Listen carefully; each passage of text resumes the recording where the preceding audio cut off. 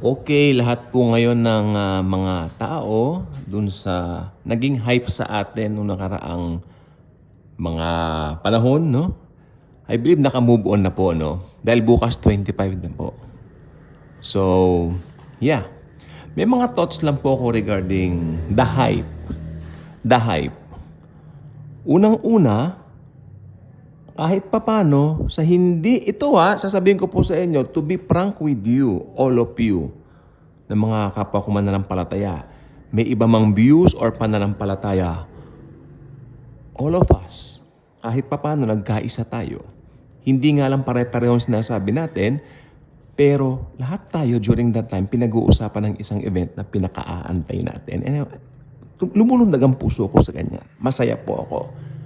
Para nagkaroon tayo ng unity, kahit may disunity. Abay, magulo yan. Magulo nga po.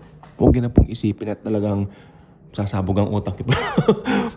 Kapag isipin mo yung sinabi ko. Pero alam ko, as led by the Holy Ghost, naiintindihan niyo pong ibig ko sabihin. Pangalawa, pagmamahal kay Jesus, kitang-kita ko po sa bawat isa sa atin. So, handa nating iwan ang lahat, no? Handa nating iwan kung ano man yung mga pwede nating iwan sa mundo just to be with Jesus. Ito sa dalawang views na yan, may mga naniniwala sa September 23 rapture, meron din naniniwala. Siyempre ako nandun ako sa pangalawa na hindi naniniwala. Pero masaya ang puso ko kasi lahat po tayo, nakita ko yung pag-ibig natin sa Panginoon na we are willing to leave everything just to be with Him in heaven.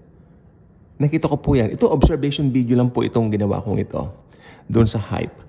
Pangatlo, ito po ay nangyari noong September 3. I was eating sa Jollibee. At lunch namin sa Jollibee, syempre. Favorite namin doon. At naisipan kong mag-message September 3 around 11 a.m. 2025, syempre. I message one of our sister sa Panginoon. Sabi ko, Tita, rapture na raw po sa 23. Then, she immediately replied, si Lord lang ang nakakaalam. Ayun.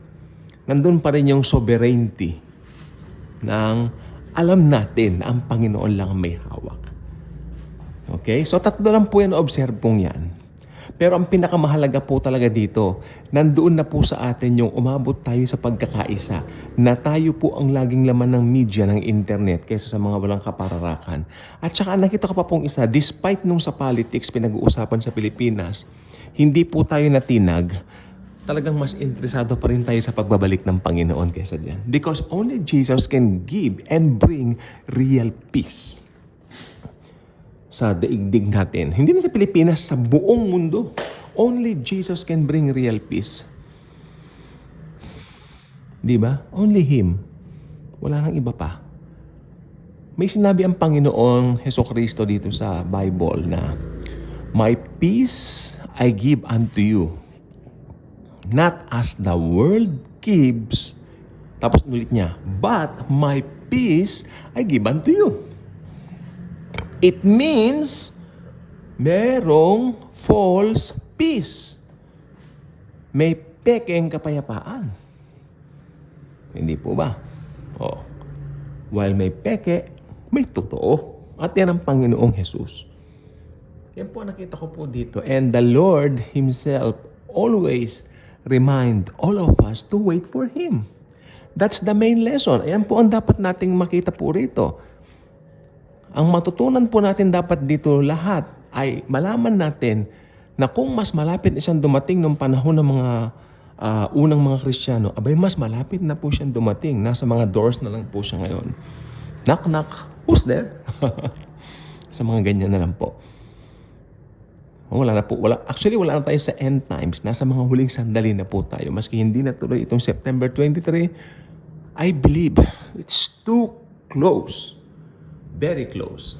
May biro nga kanina Kung sabi nga nila, kung natuloy sana yung rapture kahapon, edi nasa heaven na tayo, party tayo. Para yung nasa litrato.